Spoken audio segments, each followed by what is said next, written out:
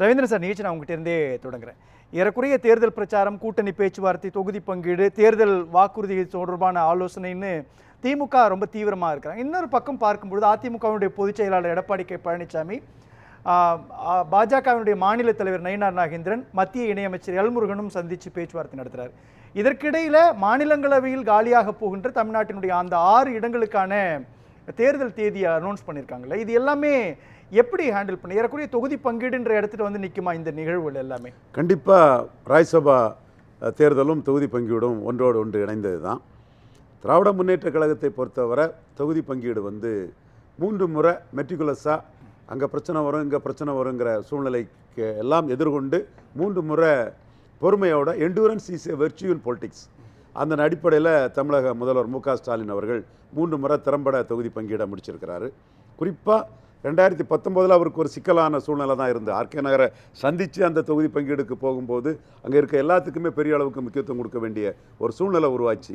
அன்னைக்கு பலம் நிரூபிக்காத ரஜினிகாந்த் ஒரு ஆப்ஷனாக காட்டி, டிடிவி தினகரன் ஆப்ஷனாக காட்டி, அண்ணன் திருநாக்கரசு அவர்கள் ஒரு பொலிட்டிக்ஸ் பண்ணனால 4.3 விழுக்காடு வாக்குகளை கொண்டு ஒரு காங்கிரஸுக்கு, ஒரு சிறிய கட்சியான காங்கிரஸுக்கு ஒரு ஆப்ஷனை திருநாக்கரசு அண்ணன் ஓப்பன் பண்ணி பொலிட்டிக்ஸ் பண்ணனால 10 சீட்டு கொடுக்க வேண்டிய ஒரு சூழ்நிலை வந்தது. அதற்கு பிறகு அவங்க 2021 சந்திக்கும் போது ஒரு எம்பி சீட்டுக்கு 3 எம்எல்ஏங்கிற ஒரு ஃபார்முலா படி அவங்க அதை திறம்பட செய்தாங்க.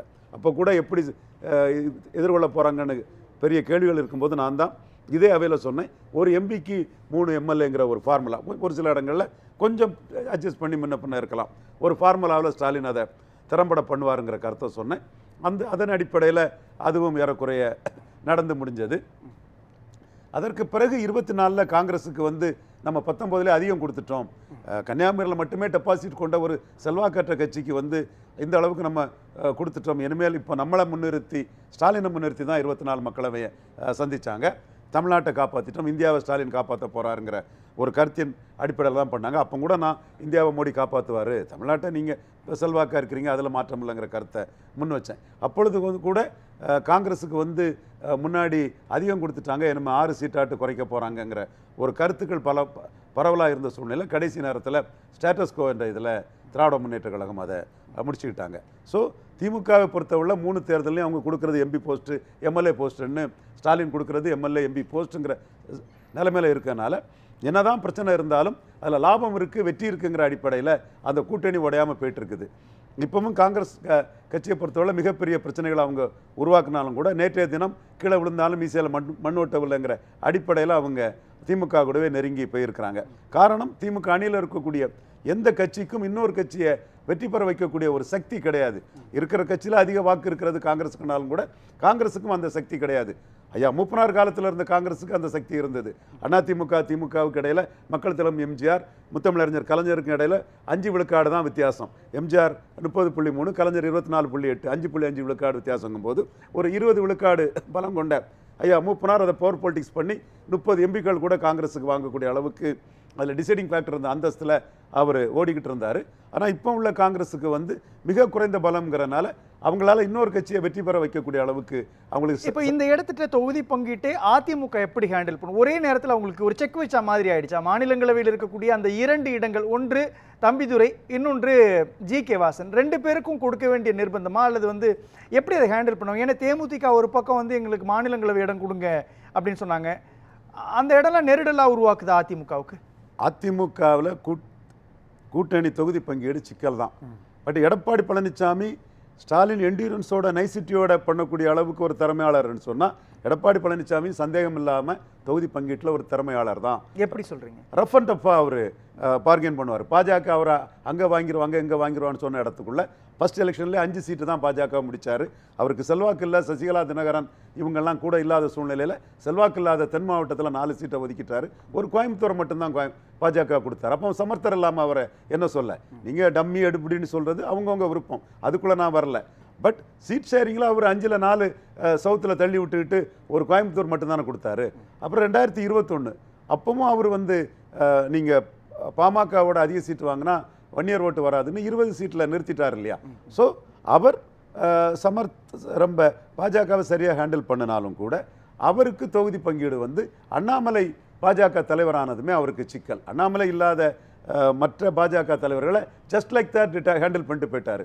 அது மாதிரி விடாக்கண்டம் கொடாக்கண்டம் கதையாட்டு பாஜக அந்த பிரச்சனை ஓகே சார். ஆனா வந்து இப்போ டாக்டர் அன்புமணி ராமதாஸோ ஜி.கே. வாசனோ பிரேமலதாவோ 3 பேரும் 2 எம்பிக்கள் கேட்குறாங்க அப்படின்னா அவர் ஒரு நெருக்கடி உருவாக்குமா அது அந்த விஷயம் கூட்டணிக்குள்ள?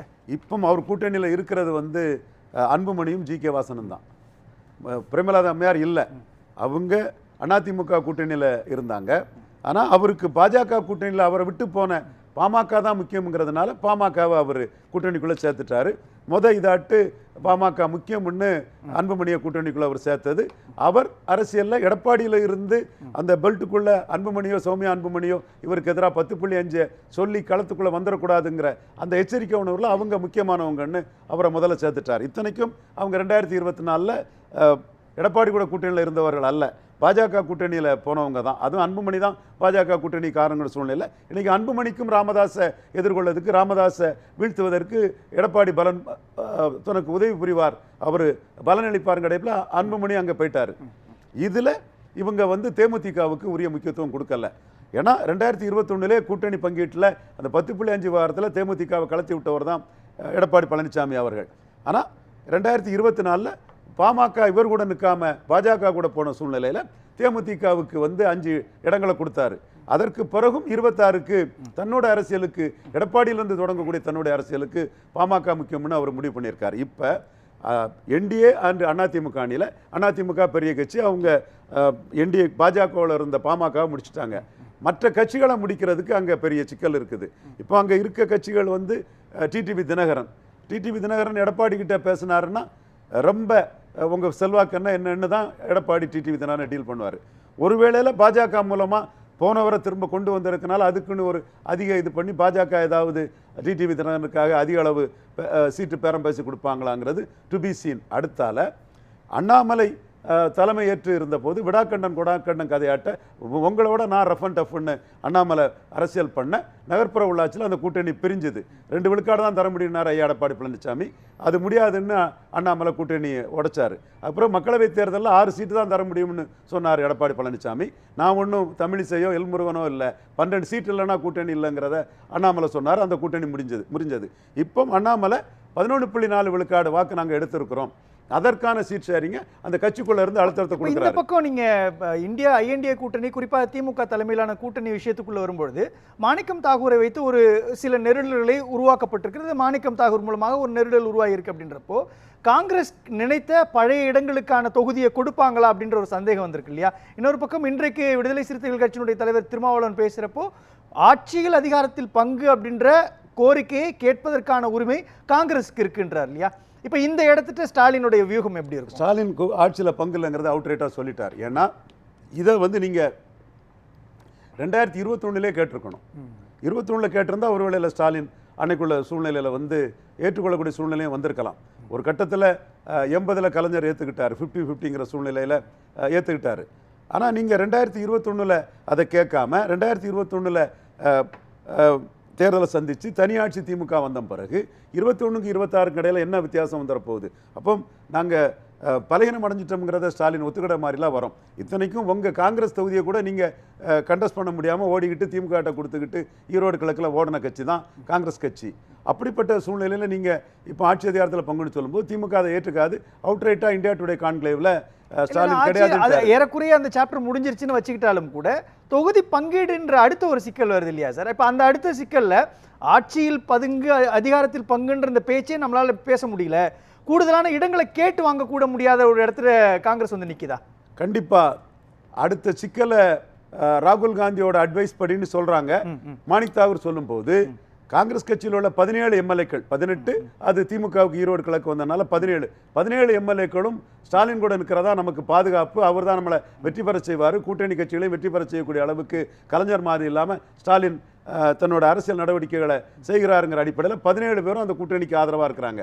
எம்பிக்களில் மாணிக்க தாகூர் தவிர மற்ற எல்லா எம்பிக்களுமே அந்த கூட்டணிக்கு ஆதரவுங்க லெவலில் இன்னைக்கு விஜய் வசந்திலிருந்து சசிகாந்த் செந்திலிருந்து ஒவ்வொருத்தரும் அவங்க எக்ஸலத்தில் பதிவிடதை நம்ம பார்க்குறோம். எல்லாத்துக்கும் மேலே சிதம்பரம் அவர் மிக மென்மையாட்டு ஒரு அரசியல் நகர்வை செய்து ராகுல் காந்திக்கு மூவவே அவர் முறியடித்த அளவிற்கு வாஸ்ட் மெஜாரிட்டி காங்கிரஸ்காரங்க வந்து திமுக கூட்டணிக்கு ஆதரவாக இருக்கிறாங்கங்கிறத சிதம்பரம் நுணுக்கமான அரசியல் அறிவால் எஸ்டாப்ளிஷ் பண்ணிட்டாரு. இந்த கட்டத்தில் கூட ஸ்டாலின் என்ன பண்ணுவார் நான் நினைக்கிறோம்னா, இவங்க கூட்டணியில் இருக்கிறாங்க, கூட்டணியில் இருக்கும்போது முழுமையாக அவங்க ஓட்டு வரணும்னா அவங்கள அஃபண்ட் பண்ணாமல் கொண்டு போகணுன்னு தான் ஸ்டாலின் பார்ப்பார். அதுதான் ஒரு ப்ரூடன்ட் பொலிட்டிஷனோட ஒரு முடிவாக இருக்க முடியும். இன்றைக்குள்ள சூழ்நிலையில் எமோஷனலாக பேசக்கூடியவங்க இனிமேல் காங்கிரஸ் விழுந்துட்டாங்க, காங்கிரஸுக்கு என்ன இருக்குது, வெளியே போனால் 2 விழுக்காடு ஓட்டு தான் வெளியே போகும், 90% காங்கிரஸ் நிர்வாகிகள்லாம் ஸ்டாலின் கூட தான் இருப்பாங்கங்கிற ஒரு தோற்றம் இருந்தாலும் கூட கூட்டணின்னு இருந்தால் ராகுல் காந்தி உட்பட யாருமே அஃபண்ட் ஆகாமல் அந்த ஸ்டேட்டஸ்கோ அல்லது ஸ்டேட்டஸ்கோவுக்கு சற்று மேலான ஒரு சீட்டுங்கிற அளவில் தான் ஸ்டாலின் காங்கிரஸை முடிப்பார் நான் கருதுறேன். ரவீந்திரன் சார் எப்படி பார்க்குறீங்க? இது ஏறக்குறைய மாநிலங்களவை இடம்னு 50% சொல்லியிருக்கிறாங்க எக்ஸ்தலத்தில். இது பொது புத்தியில் மக்கள் மத்தியில் உள்ள ஒரு கருத்து, எதிர்பார்ப்பு. இதை தாண்டி நான் ஒரு கருத்தை முன்வைக்கிறேன். ஒரு வாரங்களில் அது நடக்குமா நடக்காதாங்கிறது மக்கள் மன்றத்தில் தெரிய வரும். திராவிட முன்னேற்ற கழகத்தை பொறுத்தவரையில் அவங்க என்ன சொல்ல வாய்ப்பு இருக்குன்னா, கூடுதலாக ஒரு கட்சி வருது, கூடுதலாக ஒரு கட்சிக்கு சீட் கொடுக்க வேண்டியது இருக்குது, நம்ம எல்லாரும் அந்த சுமையை அல்லது அந்த பொறுப்பை எடுத்துக்குவோம்.